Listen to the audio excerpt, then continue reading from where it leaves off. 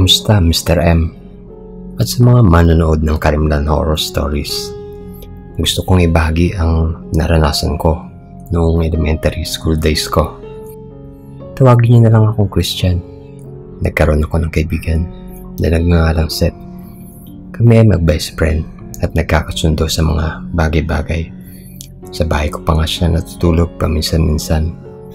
Pero sa kabila ng tagal namin magkaibigan, parang ayaw niyang yayain ako o ang iba pa naming kaibigan na matulog sa bahay niya. Sa tingin ko, baka nahiya siya sa bahay niya o may kapamilya na ayaw namin makilala. Gayunpaman, pagkatapos na mahigit 1 taon na pagkakaibigan, sa wakas ay niyaya niya akong matulog sa bahay ng kanyang pamilya. At hanggang sa nakarating ako, ay napagtanto ko kung bakit siya nag-aalangan na imbitahan ako. Kasi naman ang bahay ng kanyang pamilya ay nasa tabi ng isang sementeryo. Luma rin ito. At ang bintana ng kanyang silid na nasa 2 palapag ay tanaw ang buong sementeryo. Halatang nahihiya siya kung saan siya nakatira. Inaamin ko.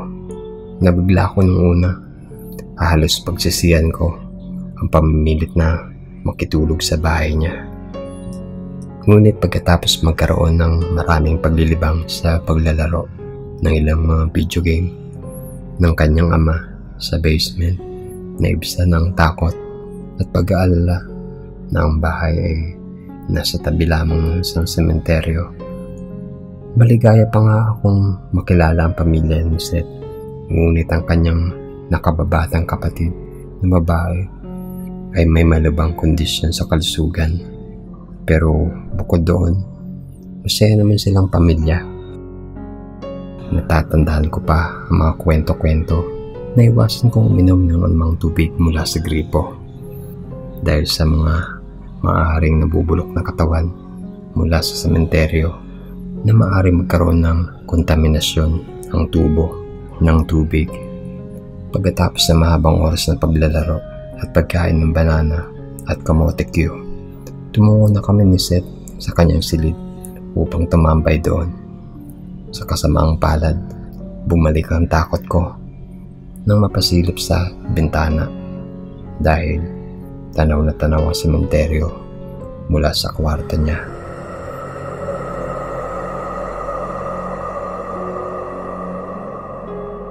Ginawa ko ang lahat para iwasan ang sumilip sa bintana.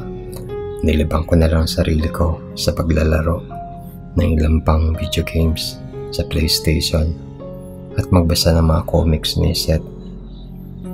Lumipas sa mga oras, pareho na kami nagdesisyon para matulog. Ngunit makalipas ang ilang oras ng pagkatulog, nalimpungatan ako sa tunog na parabang babaeng umiiyak. Noong una, hindi ko ito pinapansin dahil nga pagod at inaantok pa ako. Ngunit hindi tumitigil sa pag-iyak ang babae na sobrang nagbigay ng takot at pagkabahala sa akin. Nanlamig ang aking gulugod noon, Mr. M. At napagtanto ko na parang galing sa sementeryo ang pag-iyak. Mas pinakinggan ko ito ng mabuti. Kung tama ba ako? Tama nga. Ang iyak ay nagmumula sa sementeryo. Nataranta ako at napaisip na may tao nga sa labas sa 10 oras ng gabi. Takot ako sa mga multo dahil nga bata lamang ako. Pero habang narinig ko ito, ay mas gusto kong malaman kung ano ang nangyayari. Paano kung isa talaga itong babaeng masama ang loob at tinatakot ko lang ang sarili ko? Napaisip ako. Naisip ko na sumilip sa mga blind ng bintana para makita kung ano ang nangyayari. Dahan-dahan akong lumapit sa bintana at itinaas ng bahagya ang blind para tingnan ang labas. Kahit na madilim, sapat lang ang liwanag ng buwan para makita ang paligid. Hindi nagtagal ay may nakita akong kakaiba sa sementeryo. Sa di kalayuan, sa gitna ng sementeryo, may nakita akong parang babaeng nakabelong itim at itim na mahabang damit. Kahit nakaharap siya sa kabilang direksyon, halata na siya ay umiiyak. Pero pabalik na sana ako sa pagtulog ko nang mabilis siyang lumingon at diretsong tumitig sa akin.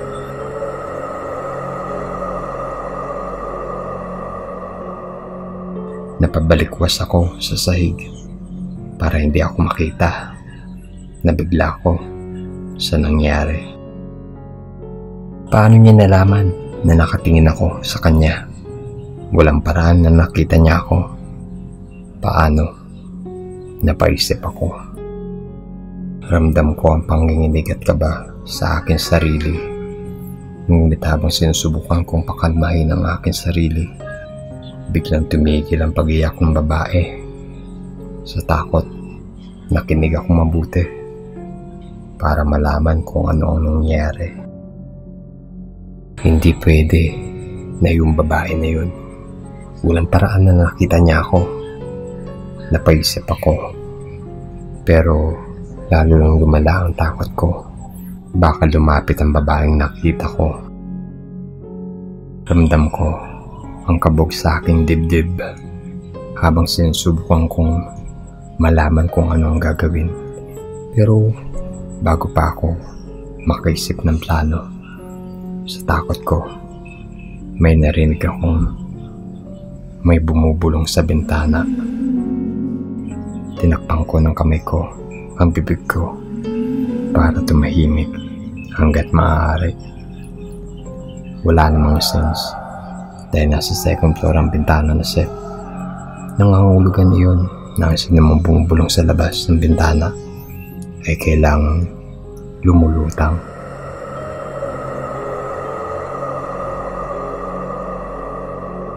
Sa sobrang takot ko ay nagsimula akong manginig. Habang patuloy ang pagbulong ay tahimik lang ako habang nakatingin sa bintana. Wala akong makita dahil natatakpan ng mga blind ng bintana. Pero kailangan kong maging handa. Baka sakaling may mangyari sa loob. Habang patuloy ang pagbulong, gusto kong tumakbo at sumigaw para gisingin ang mga tao sa bahay. Ngunit natakot akong kumilos. Sa uli ay tinakpan ko na lang ang aking tenga upang hindi ko na marinig ang bulong sa bintana. Ang ginawa ko sa mga sumunod na oras ay tumitig lang sa bintana, natatakot at kinakabahan. Kahit na parang tumatagal ito, sa uli ay nakita ko na ang sikat ng araw na tumagos sa bintana. Naalala ko, tinanggal ko ang aking mga kamay sa aking mga tainga at basang-basa ako sa pawis noon. Hindi na ako nag-aksaya ng oras. Nagisingin si Seth at sabihin sa kanya na masama ang pakiramdam ko at mas mabuting umuwi na ako. Sinabi ni Seth na ihatid niya ako pa uwi at nabatid rin niya na may mali sa akin, na parang may kakaiba. Sa gulat ko, bigla niyang sinabi sa akin na, "Narinig mo rin ba siya?" "Okay lang yan, narinig din siya," grito ng ibang batang kapitbahay.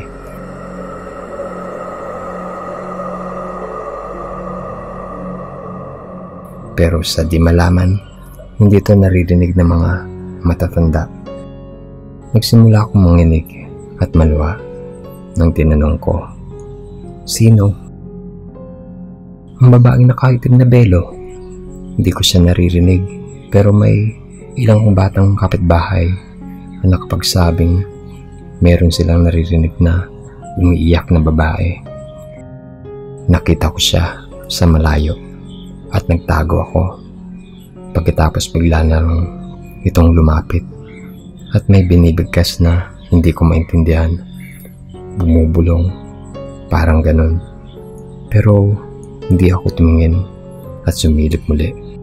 Alam ko, paano mo nalaman?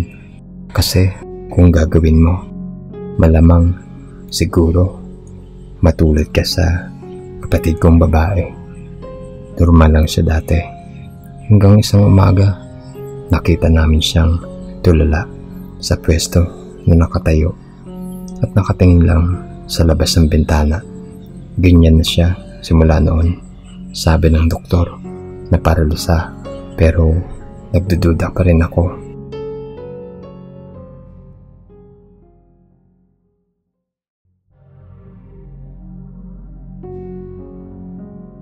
Hello po. Ako po pala yung taga-subaybay sa mga videos mo sa YouTube. Kaya gusto ko rin i-share yung experience ko nung bata pa ako. Tawagin mo na lang po ako sa pangalang Dale. Lumaki po ako sa probinsya kung saan tumira ang lola ko. Meron kasi siyang bahay doon, kaya nakikitira na lang kami sa kanya. Wala kasi trabaho mama at papa ko noon, kaya nag-independent na lang sila kay lola ni Nita. Mama siya ng papa ko. Naalala ko pa nung araw na yun kung saan padilim na ang paligid at yung mga bata na mga kalaro ko noon ay nagsiuwian na sa kanilang mga bahay. Nakaupo ako sa may silya sa tindahan namin.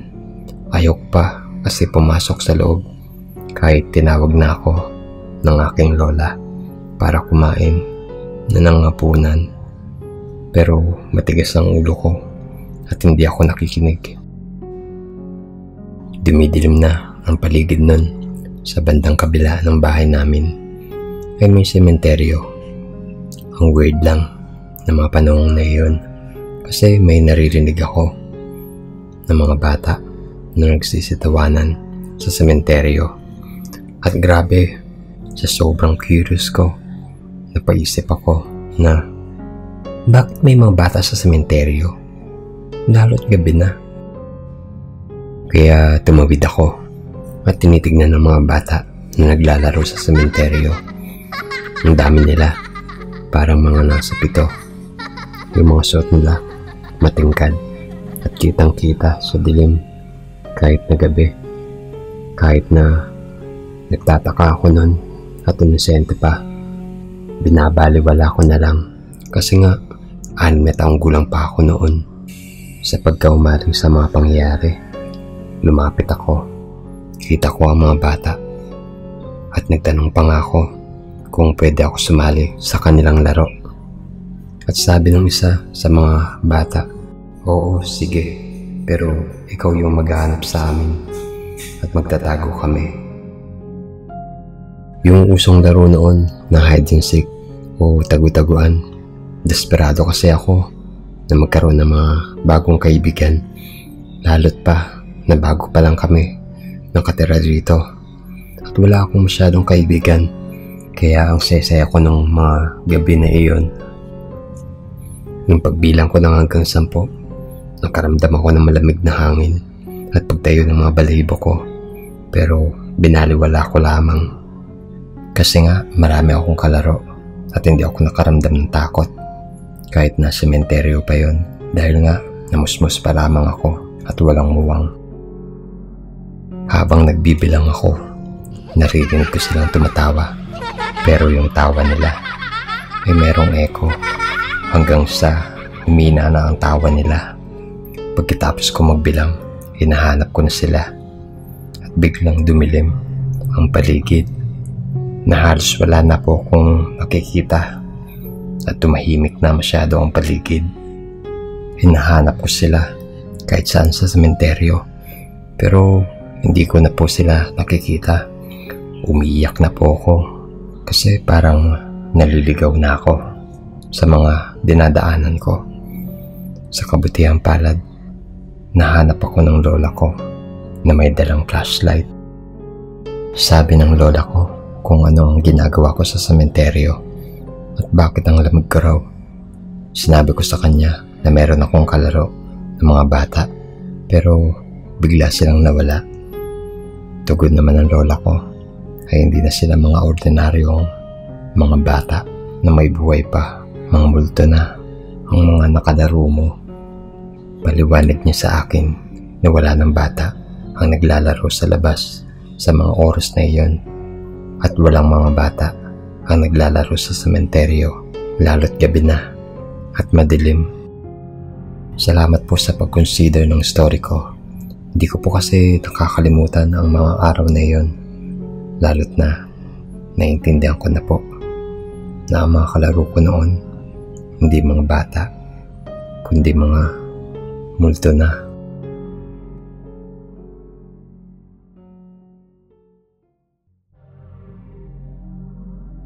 Kumusta, Mr. M? At sa mga nanonood ng mga animation mo, babaki ko lang ang kwento ng kuya ko sa inyo. Umuwi ang kuya ko sa probinsya namin para dumalaw sa namayapa namin na lola. Mga hapon na ata sila nakarating doon sa sementeryo. Tapos doon na din nagpalipas ng oras at nagpadasal sa puntod. Nang pauwi na sila, halos ilang oras daw bago sila nakalabas na tila ba naliligaw sila. Pero yung mga kasama naman niya ay lokal na.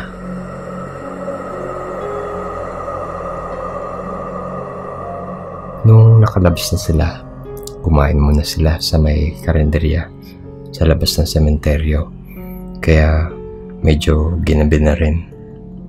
Pauwi na sila nang biglang nasiraan sila ng motor.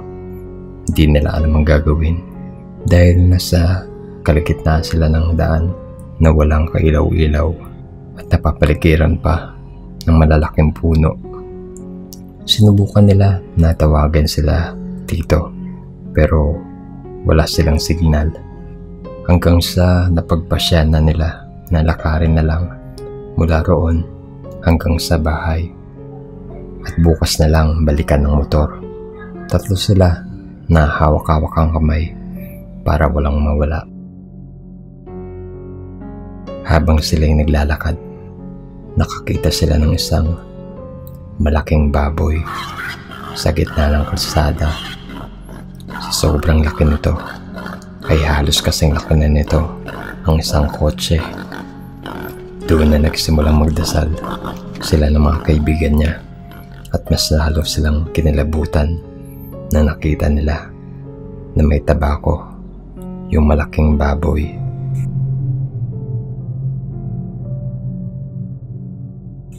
Pinagpatuloy nila ang paglalakad hanggang sa nakapunta na sila sa shed na may ilaw. Doon ay tinawagan na nila sila tito at nagpasundo na hanggang pag-uwi raw nila kina tito ay nagpapawis at kabado pa rin sa kanilang nakita.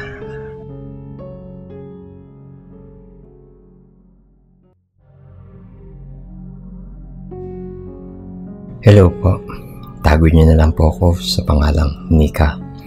Gusto ko pong share sa inyo ang nangyari sa staff po namin sa laboratorio nang di ko na po papangalanan ng isang tertiary hospital. Nangyari po ito ng kasagsagan ng pandemic bilang lab po ang may hawak sa mga infectious na specimen at mataas ang mortality rate ng bansa dahil sa COVID. Hindi po pinayagan na mag-intern ang mga medtech student na katulad ko. Ibig sabihin po noon ay napakakonti lang ng healthcare worker sa lab. Sa lawak po ng isang floor section ay mag-isa lang po ang staff.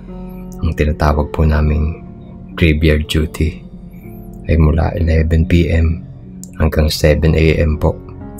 Si Sir Rick, di niya tunay na pangalan, ay na-schedule noon sa 4th floor ng lab. Maayos naman ang flow ng trabaho niya noon. Nakaupo siya sa may microscope para mag-examine ng mga specimen. Nang biglang nahulog ang lapis niya. Normal lang naman na minsan nahulog ang lapis. Pinulot niya iyon at saka nagpatuloy. Pero ilang saglit lang ay nahulog ito ulit. Mga ilang beses din nangyari yun. Medyo kinutuban pero kailangan magmatapang. Sabi niya pa raw, Ano ba yan? Hulog na lang ng hulog? At pagkapulot nito, sa huli na sanang pagkakataon, ay bigla na lang may umagikik na bata. Namutla na siya, pero kahit papaano ay sanay na rin sa ganitong trabaho.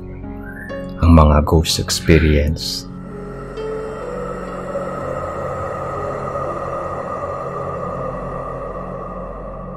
Madami na nakakakilala sa batang ito dahil minsan na siyang nagpakita sa isa pang staff na babae sa hallway habang madaling araw.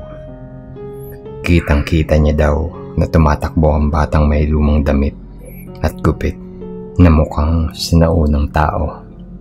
Mahaba na parang apulkat na ayos ng buhok ng mga bata noon. Pero mukha daw na di Pilipino ang kasuotan. Wala naman daw itong mukha. Ang nakakapagtaka lang ay bagong tayo lang daw ang building ng laboratorio. Siguro yung mga 3 taon pa lang ang tanda nito. Balik po tayo sa kwento ni Sir Rick dahil dito na po kami tuluyang natakot dahil umantong na po ito sa pagkadala niya sa emergency dahil sa pagbaba ng blood pressure sa pangyayari. Parehas na gawi po na nasa microscope area. Merap din po ang trabaho na yun sapagkat mag-iiba-iba ang focus ng mata mo, lalo na kung may grado na mataas. Iba din po ang pagod pag mag-isa ka sa napakalawak na lab. Sumisilip daw siya sa microscope noon. Makaraan ng ilang specimen ay di na niya napansin na mga 3:00 na po ng umaga. Sa huling pagkakataon, inangat niya na ang ulo niya sa paggamit ng microscope.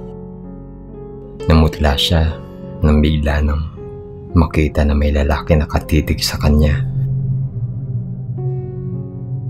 Mula sa glass window ng disposal area ng lab, maputla daw ang mga mata nito at nakaliyad na pasilip sa bintana.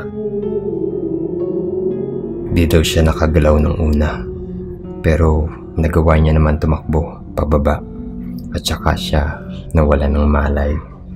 Naikwento lang po talaga ito sa amin dahil may co-intern kami na napakitaan din daw nito. Tinitigan din siya habang nagdi-dispose ng mga specimen sa room na iyon.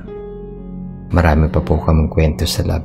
Kung interesado po kayo, ay gusto din po naming ipamahagi pa. Salamat po. Sana po mapili.